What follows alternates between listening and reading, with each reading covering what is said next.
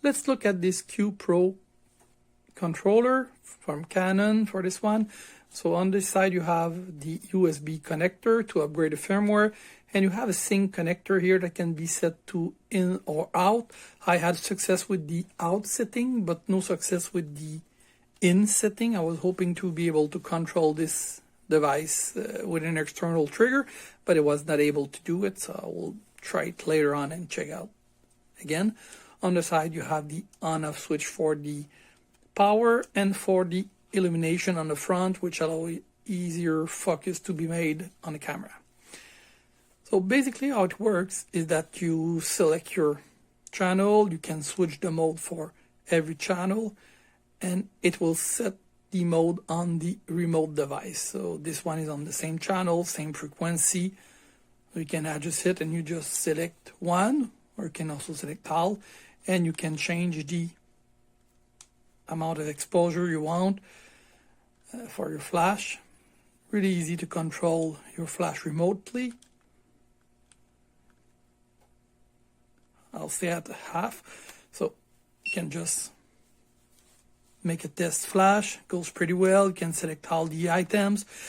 For camera that have a zoom, you can control the zoom remotely. So in that case, this one does not have a zoom, but on my 420 you can control the zoom remotely and set the level of zoom you want on your device remotely.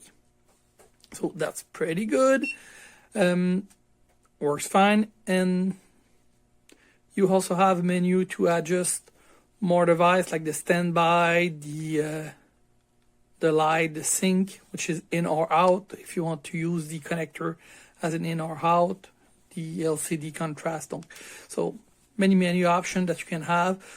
You can also change the channel by long pressing the channel button.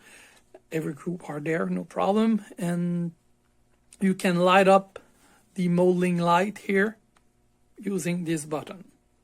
That covers pretty much everything about this remote. Worked perfectly for me. Pretty happy for it. Only the external thing that I was not able to get working for as an input, but it was working correctly as an output to control an external flash.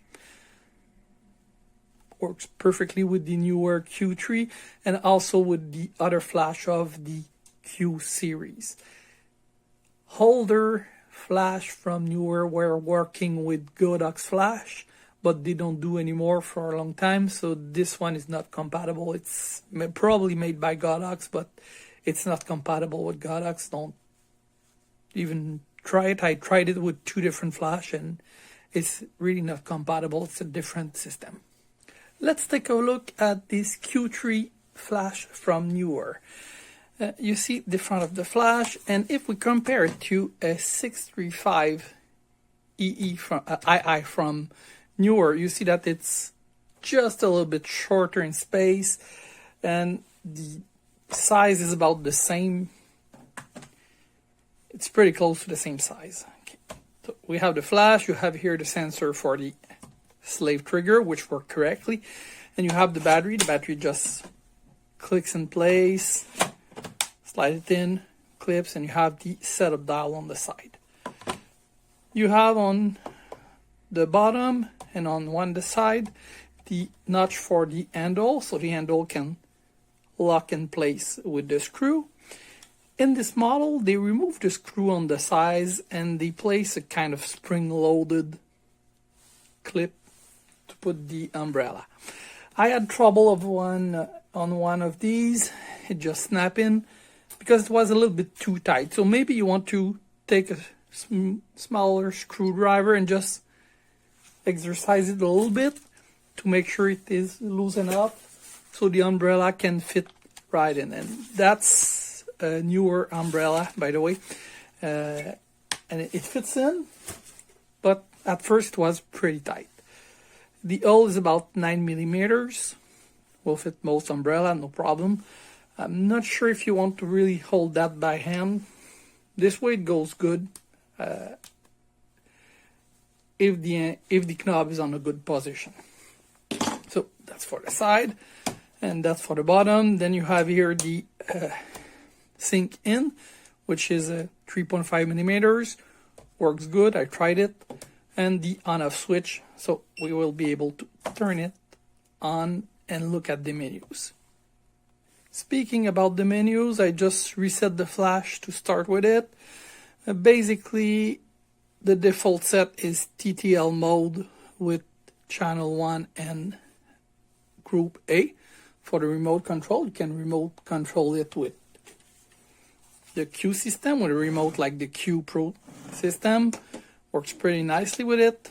I'll take a look at the QPRO remote on a second video. You can switch from the wireless to the manual, the local mode, by long pressing this button, and then you can switch from S1, S2, which work like normal flash. S1 is for the first flash, S2 is when you have pre-flash. It's pretty standard, or simply manual with connector.